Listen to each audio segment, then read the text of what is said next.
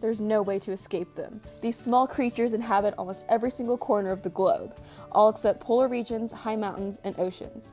Statistically, up to 500 million people around the globe have a crippling fear of this eight-legged, eight-eyed beast, the spider. Spiders are something we have all had encounters with. In the state of Alabama alone, there are several hundreds of species that are native. There's over like 48,000 species, I think, now. There's so many species of spider, and we're describing like thousands every year or something. The stats are ridiculous. Dr. Garrison, a postdoctoral researcher at Auburn University, speaks about the exploration on spider venom and other work she has done. This is just general, just evolutionary biology. So some things that I've done with spiders are like getting their DNA, whether they're fresh or frozen or whatever. Sometimes trying to pull legs off of them for DNA. Those are the ones that we kill in the lab for, studies that we're doing on their DNA. So you have to sometimes get the freshest possible DNA for certain types of methods that we use for like the spider tree of life. We knew all of these spiders existed, but we didn't know how they're all related to each other genetically. So that's one of the projects I did. I have 2 papers on that, sort of the backbone tree of life for spiders. These are some of the creepy crawlies that are residing in the Arboretum of Auburn University, a Chilean rose tarantula and a whip scorpion. These are prime examples of spider defense mechanisms. The tarantula has urticating hairs, and the scorpion shoots out a liquid that contains acetic acid. Venom's already known to have a lot of different properties that could be beneficial. I'm not sure if it's being produced like for people to be able to use it. There are many spiders that are common within our very homes that we have nothing to worry about. You could find a sac spider, which doesn't make webs, on your ceiling, or a jumping spider, whose non-lethal bite is similar to a bee sting. Yeah, it's being researched, but if you get something like a black widow venom, for instance, you know that has neurological and like so many other effects on humans. So that's clearly an interesting venom that you need to develop, and they already are with black widow and the brown recluse venom. And so you kind of start with the ones that you know are going to be very potent, like the tarantulas that can actually, hurt people. So that's the one where, so if it can act on a person, on a mammal or a vertebrate, then it's probably going to be useful medically. And the trapdoor spider venom especially, so tarantula venom, they're related to trapdoor spiders, has been studied a lot more. Like in my research, I found a whole bunch of things that I could tell were venom peptides based on their sequence and how they align to the tarantula data.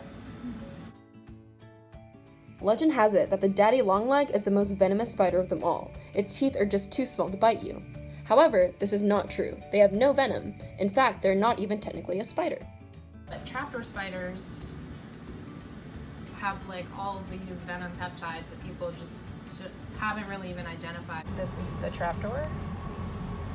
So they would this is all scrunched up, but this burrow would go inches deep into the ground. So you can tell that it's a peptide, but to figure out exactly what it does, you'd have to do experiments where you isolate it and then you test it on crickets or some other animal and figure out what's it actually doing. Well, so in the species descriptions, that's usually part of it. You'll have, depending on the family, usually the genitalia are really important in identifying which species it is. And so you'll have characters for the male genitalia, so those are going to be the palps, the kind of like boxing glove looking things. And most of the male spiders that you'll see will have those, and they'll be very distinct. Yeah, you'll have, depending on the family, usually the genitalia are really important in identifying which species it is. So with the orb weavers, the males and females look very different, but you'll know it's a male for sure if it has those like boxing glove palps. That's where the sperm is transferred, so it's like a secondary sexual characteristic. The females, their genitalia are typically completely interior. So for us, in the museum or whatever, we have to dissect those out and clear them of all the other tissues so that you can see the shape. The green link spider has a vibrant green color. It's easy to spot against a background like this piece of red wood. Its bite is venomous but not lethal. Nevertheless, it is a painful bite and causes the skin to swell. We were able to shoot a video of it crawling on this bridge in the Arboretum. These types of animals spend their whole life searching for food or a mate. Must be nice not to have to worry about taking exams or paying the bills. Yeah, for some species, you'll see that it's potentially a male. Like you can see like little underdeveloped palps. So I don't know if they can change sex or not, but it wouldn't surprise me. There are a lot of crazy sexual things that happen with animals that are just insane. Here we can see this house spider crawling towards the camera. It's fascinated by this foreign object. Spiders are very curious beings who like to analyze things from many different angles. Sometimes this curiosity is their downfall. Most people think of spiders as venomous, but most of them are actually harmless no matter how scary they look.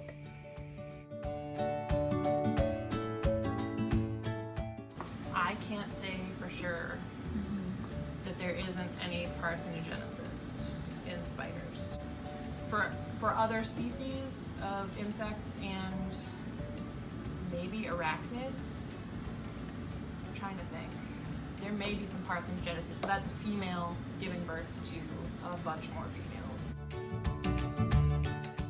Now people need to go in and they are currently doing detailed studies of all the different aspects of spider biology. So their physiology,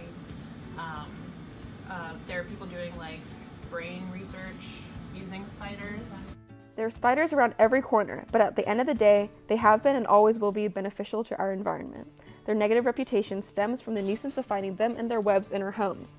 But when you look around your home, free of flies, mosquitoes, roaches, and other indoor pests, thank your friendly neighborhood spider. And almost nothing is impossible in the animal world.